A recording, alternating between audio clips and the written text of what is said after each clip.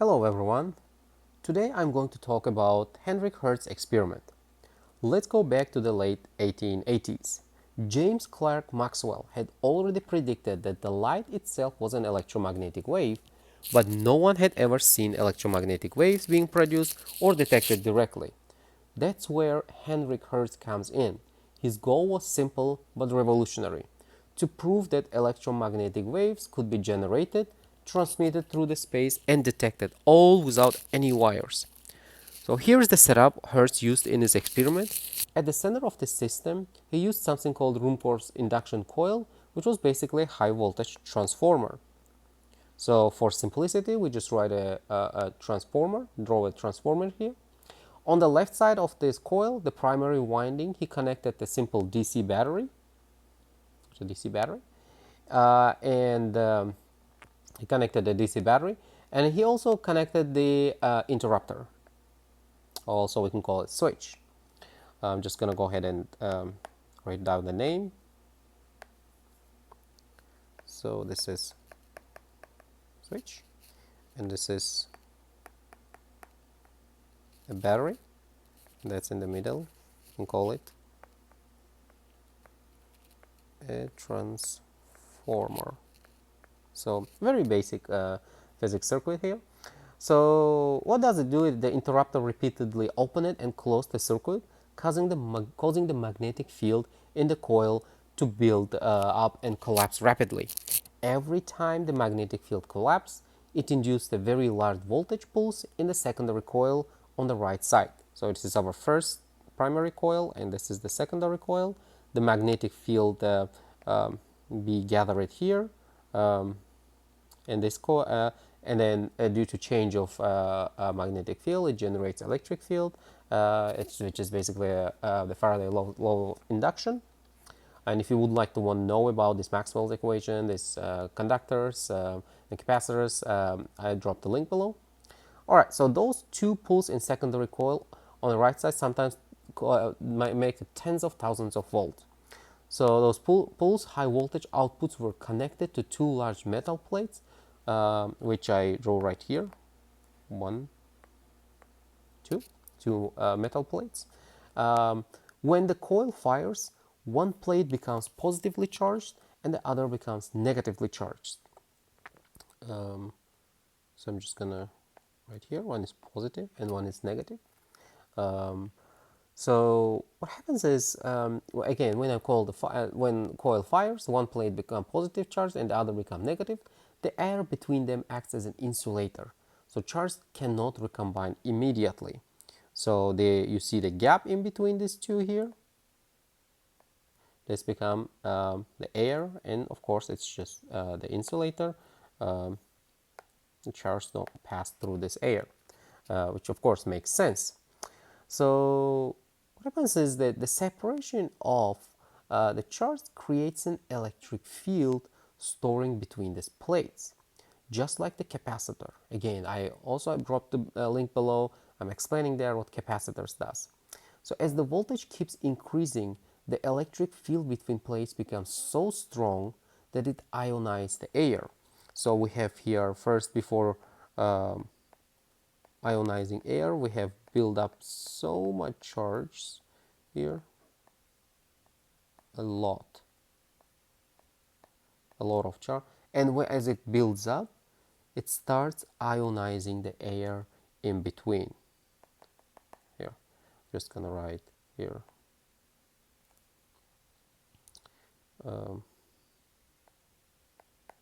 air ionizes the air. So just like it kind of works the same principle as capacitor. So again, as the voltage keeps increasing, the electric field between the plates becomes so strong and it ionizing the air, and then spark suddenly jumps across the gap.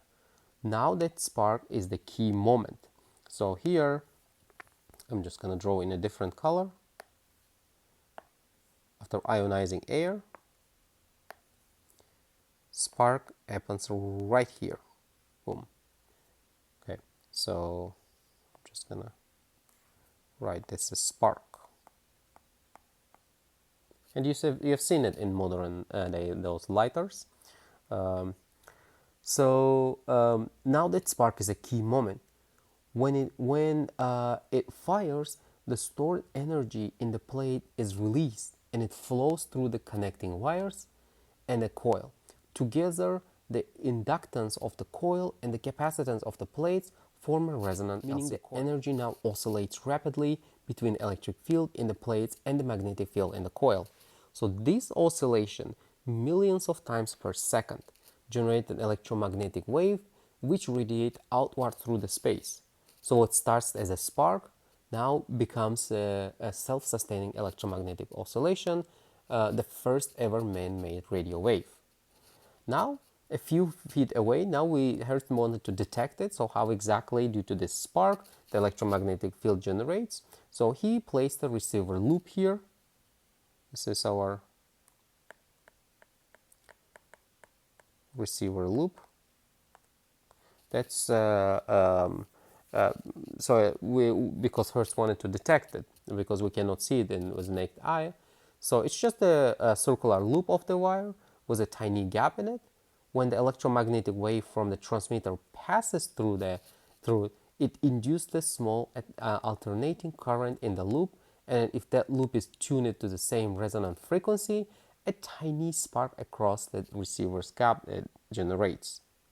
So just like the same spark that you have seen on the left side. Okay, so that spark is visual proof that electromagnetic energy has traveled through the air virtuously. So let's just quickly draw how exactly this electric field is generated. It transmits from the left side to the right side. As you may probably have already known that, so I'm just gonna draw it quickly. I need to clear up something.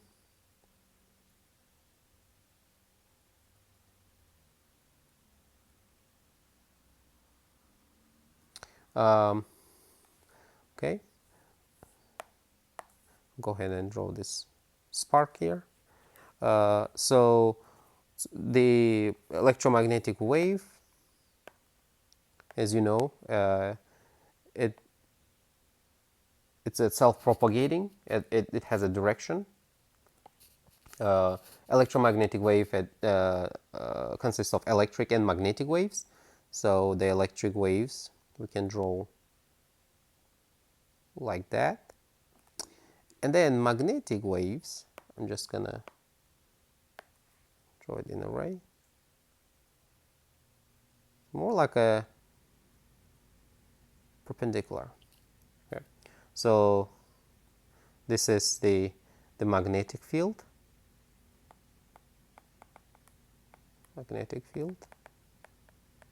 or just simply write B, and then this wave is called electric field. So this is how electromagnetic field travels from left side to the right side. So this spark is visual proof that electromagnetic energy has traveled through the air wirelessly. This simple but brilliant setup confirmed everything Max had predicted. It showed that changing electric field and magnetic field can sustain each other and propagate through the space as a wave, the same kind of wave as visible light. Why? Because here is a B field that changes, and then due to change, it generates electric field, the changing electric field right here. So it's B field, it's a E field, and then the charges actually accumulate on the both side of the system, and then once charges accumulate and once they gather up, they start ionizing the air. The air becomes it transmits the electric field, and that electric field is changing. It's a changing electric field That's why you see the spark here. And as you know from those lighters, the spark is just going, it's a sparking at first, off and on and off and on, and that's changing the electric field. And due to changing electric field, it generates a changing magnetic field, and then changing magnetic field generates changing electric field, and so on and so forth. And that's how the self-propagating electromagnetic field generates. And how did Hertz know about that? He put this on the right side, the receiver here, and then that receiver has this tiny gap, and then that tiny gap, actually there's a spark also apparent there, and that's how he proved that electromagnetic wave that travel it across the space. So and that's how Hertz, using nothing but spark coils, metal plates, become the first person to generate and detect electromagnetic wave, the birth of modern wireless communication. So next time you see a radio antenna or connect to Wi-Fi, remember it all started right here with Hertz spark gap and couple of capacitor plates lighting up the air with the invisible waves.